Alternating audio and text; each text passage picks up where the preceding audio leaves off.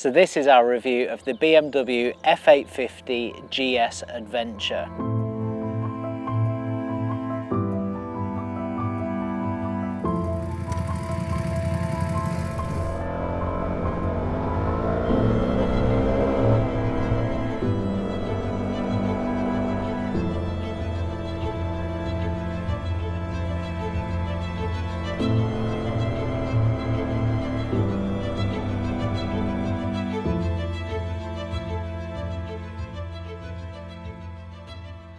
The GS Adventure range is literally so world renowned and so world famous. I can't believe that this is my first time of actually riding one of these bikes.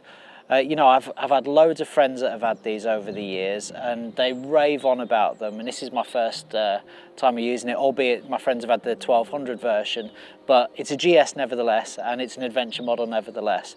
And I think, you know, BMW have done a better job than anybody I can think of in motorcycling in terms of getting people to buy into a certain type of style of motorcycle, basically. And whether you think about the long way round, or the GS trophy that they run every year, or their really top adventure schools that they have localized all over the world, you know, the GS range and models is a real machine, and you've got to sort of take your hat off to BMW for that, of getting so many people involved in adventure motorcycling.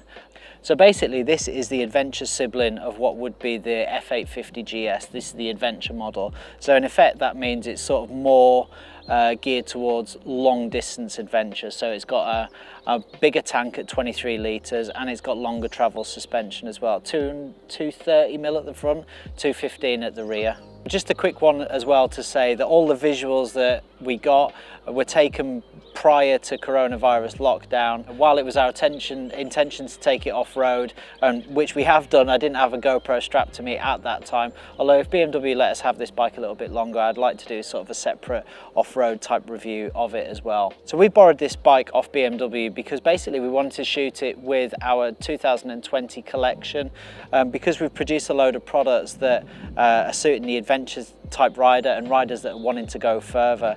Now you can find out all of the links in the description for the products that we matched with this bike, but I think the pictures and video content turned out really fantastic with this bike, and that leads me on to the looks of this bike. I actually think it looks fantastic, particularly in this rally paint scheme. I think it's really nice, the way that the blue matches with the gold rims. The whole bike just looks really rugged, and I think it looks fantastic. But you know, it's kind of funny in some angles, because some angles you look at it, particularly from the front, you just think that looks massive, and then on others it's much more subtle. But you know, whichever way you cut it, this is a big bike, it's got a big presence, and that kind of translates to the way it rides as well. So the 850GS Adventure starts at £11,910. This particular model has had about £2,000 worth of extras fitted onto it. So it's got a rally pack, it's got premium pack, it's got the comfort pack as well, and basically that means that you get things like your dynamic ease of suspension, you get 3 levels of heated grips, you get cruise control. There's actually sat-nav fitted to this as well. You've got an Akrapovic cam fitted to it as well, which sounds lovely. Also, there's pannier racks fitted to this as well, which are a really, really good addition to this particular bike. So this bike, as you see it, is about £14,000, which kind of seems quite a lot, but one of the beauties with BMW and the kind of network that they've got, these bikes have got really good residuals, so you're always going to be able to get a good PCP deal with these. So you can get probably quite an expensive bike for not that much a month, if you're prepared to go down that PCP route, which I think for this type of bike certainly would be the way that I would be going if I was looking to buy one of these. As well, on the insurance front, they're really reasonable. The guys from Devitt have given us an insurance quote for Mr. Average, so you can find out who Mr. Average is in the description, I'll put it below. But we got an insurance quote for about £200 a year, which I think is really, really reasonable. So what's it like to ride? Well, it's actually a bike that's really growing on me, and I've got to be a little bit careful, because as soon as one of these bikes turns up at the KNOX HQ, you know, I'll maybe take it up the road for 5 minutes, and you know, you kind of get your first initial impressions with a bike like that. And for my context, you know, I'm jumping off a sports bike. We've also got an absolute monster of an FTR 1200 at the moment. We've got a 701 Enduro bike, and you can come to some very quick conclusions, you know, as in, oh, it's not massively fast, it's, you know, it's just very plush, maybe it's a little bit boring and it's too heavy for off-road. You can come to those conclusions incredibly quick, but the more I ride this bike, I'm really starting to appreciate it. On the road, and I'll talk about the on-road first, it's like no other bike I've ever ridden. This is the most comfortable road bike I've ever ridden in my life. It's such a wraparound experience, so refined, so smooth. Everything about it is smooth, the engine, the suspension, all of that combines together to make a ridiculously refined motorcycle for the road. In my opinion, you know, it's the kind of Range Rover equivalent for the motorcycle. It's a really wrap-round experience and so comfortable. Now, if you're going to say to me, look, hey Aaron, we're going out for an hour's blast on a Sunday, a bit of a scratch around, which bike would I choose? Well, it wouldn't be this one. But if you would say to me, look, you know what, we're planning to do 500 miles a day for the next month, which bike would I choose? Out of any bike I've ever ridden, this would be the one, because you know you're going to be able to hammer out mile after mile after mile and cover some serious distance on this with no issues whatsoever. So on this bike, you've got an amazing dash. It's like no LCD motorcycle screen I've ever seen. You've got loads of wind protection for your body. You feel really cocooned in this bike. You've got an adjustable screen, although the thing is I would say about the adjustable screen, I think still it needs to be that higher, you know. In its lowest setting it's kind of hitting me square in the neck, and in the highest setting it's hitting me square in the face. I think, you know, maybe you can buy an extra screen to go on top of it or something like that, or a replacement screen for that first one, because it's not big enough in my experience. The rest of it, you're like a cocoon, it's fantastic. Then you've got the suspension. It is, on the road, it is, oh my gosh, good. It is absolutely fantastic. I don't know whether it's the dynamic easer that's given me that experience, but if it is, it's worth every penny of it. It's absolutely phenomenal. This bike wafts along the road like nothing else I've ever experienced. And you're kind of on the straights and you're thinking, God, this is so comfortable, this is so plush. I bet it just, you know, is a barge in the corners. I'm telling you, it really isn't. This bike is fantastic in the corners, really confidence inspiring. Absolutely love the way that this bike handles and the suspension package. So out of all the adventure style bikes that I've ridden, and I would include things like the Tracer 900, the Multistrada 950, the KTM 790 Adventure R, this is definitely the most refined and plush riding experience on the road. It 100% is. I think the Multistrada probably comes the closest, but this is another level again. And it might not be the punchiest, it might not be the fastest, in terms of the way that the engine delivers performance, but in terms of the plushness, this is right up there.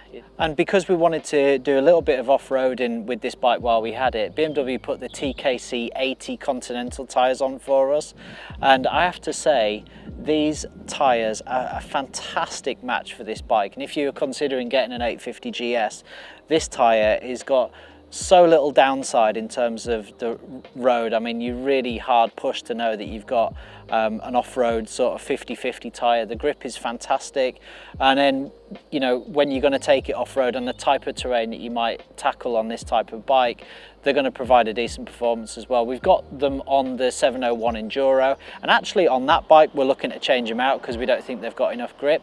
But if you're tackling a bit more sensible terrain on this, they're a really great tyre. So the power plant in the 850 GS is BMW's parallel twin 850cc motor. It's a really nice motor and it suits the bike well. I'd really like to try the 1250 GS because I think, you know, an extra bit of punch and torque would be quite nice, but really it depends the type of riding that you're into and your budget as well. The engine is got 95 horsepower and it's got 92 newton meters of torque. It's not enough to set your hair on fire, but it does make progress really nicely. It'll sit at motorway speeds absolutely nicely, but that kind of depends on the type of riding that you're into and stuff. You know, I think you've just got to remember that you're hauling, this motor is hauling best part of 250 kilos plus you, plus whatever you're going to fasten to it as well. Having said that, it is a really nice motor and it'll do the vast majority of what you want it to do. I'm really interested to see this motor in the F900R and XR, and I think it'll be a really interesting you know, combination of less weight in those bikes with a bit of a power tweak as well. I think that's going to be really, really exciting to try those bikes. So as I've alluded, the electronics on this bike are absolutely second to none. I mean, quite how I've lived without heated grips on a motorcycle, I never know. 3 stages you've got on this. I think they heat up probably quicker than this bike does 0 to 60. They're absolutely phenomenal. You've got cruise control on this bike as well, and I've never used cruise control on a bike. I tried it on this 850GS and it really matches it. Really, really nice feature. It's got 4 or 5 different rider modes. So on the road, basically, I've just stuck with dynamic because that gives the most performance. And to be honest, I personally wouldn't change out of that. I think it gives a nice performance. And the power plant's not enough to sort of spit you off anyway. And when I was doing off-roading, I was using enduro mode.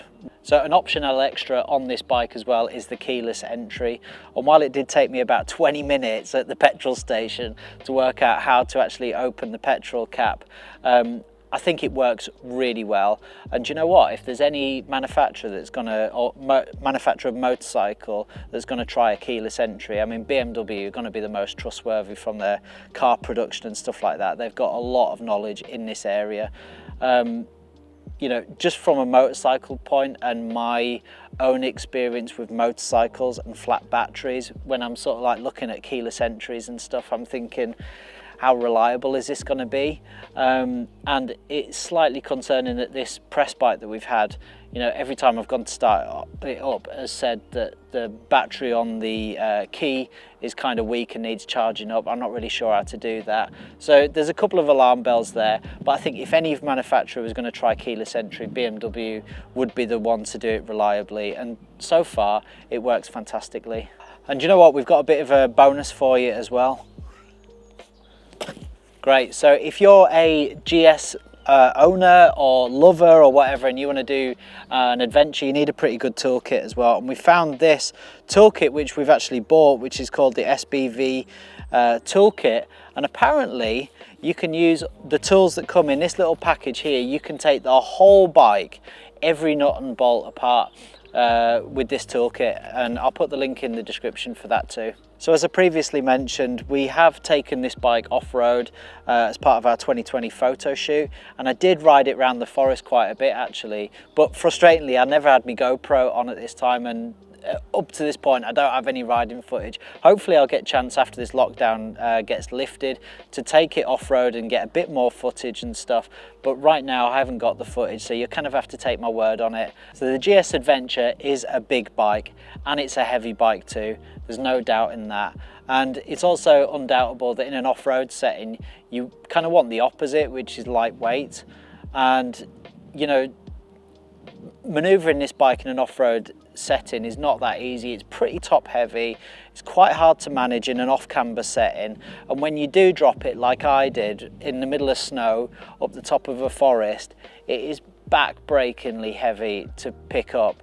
I mean, no amount of technique or well-wishing or someone trying to convince us otherwise is gonna change my opinion on that. This is a heavy bike and it's bloody difficult to pick up. 90% of people who drop it on an off-camber setting on loose surfaces are not going to be able to get it up. I just about managed, but you know, when you do that, it does knock your confidence, and it did mine when I dropped it off-road.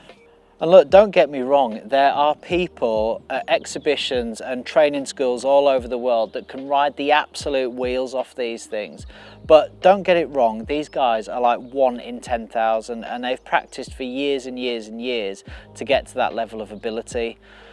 For us sort of, you know, just general riders who are developing and haven't spent all those years developing those skills, it's just that the margin for error is just too slim. you know, basically. So I think you know, with a bike like this, that's my level of warning basically. It's a case of choosing the correct terrain, and I'll put in some clips of terrain that I think this bike can manage, no problems. Fire trails, shale, you know, just where it's not getting too steep and too muddy and stuff like that. I think it's, and you need somebody with you at all times. I've sort of like nightmare thoughts of getting stuck in the middle of nowhere with this bike and not being able to pick it up. So you need someone with you at all times, and you just need to choose the right terrain. Now I think you're good to go. Okay, so once you have put this bike on the right terrain, like ideally fire trail type stuff, and you've got somebody with you, what's it like to ride off-road on those type of environments? Well, do you know what? It's actually lovely. The bike feels really planted. It's actually quite confidence inspiring. It turns nicely. It's got a really good turning circle. So if you're on flat ground, you can, you know, you never feel like you're running out of turning space with this bike. I think the rider mode is fantastic. That Enduro Pro, really, really excellent rider mode. So you can kind of come out of corners. If you're on like loose surfaces, give it a bit of a handful and chuck a load of shale out the back to sort of, you know, make your mates think you're cool or something without getting too out of hand. Actually, I think it's really fantastic. The ABS as well in Enduro mode is not too obtrusive. It's actually really nice. It's a really nice electronics package that goes with this bike, and putting it in the right context, it works fine. The other thing going for it that this bike has is excellent protection, and I mean absolutely excellent. When I drop a bike off-road in particular, I'm like, you know, it's a heart-stopping moment, and you're not looking forward basically to seeing what mess is waiting for you once you picked it up. Well, I have to say that the crash protection fitted to the GS Adventure is fantastic. There wasn't a single mark on that bike, and to be honest, there's barely a single mark on the crash bars as well. But if I was going for this one, I definitely would opt for the panniers as well, because they do add to the protection that you get. So the protection is fantastic on this bike. And that kind of covers the off-road element of the 850 GS Adventure. I think it's great. I think you've just got to put the right safety net in place. So pick the right terrain, have your expectations in mind, and be with someone. And once you've got all those three nailed, you can get out there and get building your confidence, and go and enjoy it basically. So it's a bit of a tale of two halves really. So you've got, on one hand, you've got the most plush on-road experience that I've personally ever experienced, and the bike I'd be picking if you said to me, look, we're going to do a 5,000 mile road trip. It is a phenomenal road bike, and one that I'll probably end up owning one day. I'm just not quite sure I'm ready for it at the moment. And then on the off-road side, I think you've just got a couple of compromises. But do you know what? In this motorcycle game, and I'm learning this more and more, is literally you can't have everything in one package. I think, you know, you're going to have pluses and minuses on different levels, whether that's cost, whether that's ability on road versus ability off road. You can't get a Swiss Army knife that literally does everything perfectly, and like all bikes, you know, there is a little bit of a compromise there. So that's the 850 GS Adventure. A bike that I think is fantastic, and I've really grown to love it in the time that we've had it. And I really hope as well that we can have a little bit more time with it as well, and do a bit more off-roading to, you know, hopefully once this lockdown's done. So look, hope you've enjoyed. Please like, please comment, please subscribe to the channel, hit that notification bell as well. Love to hear what you think about this bike and other stuff that we're doing as well at KNOX, and we'll see you next time.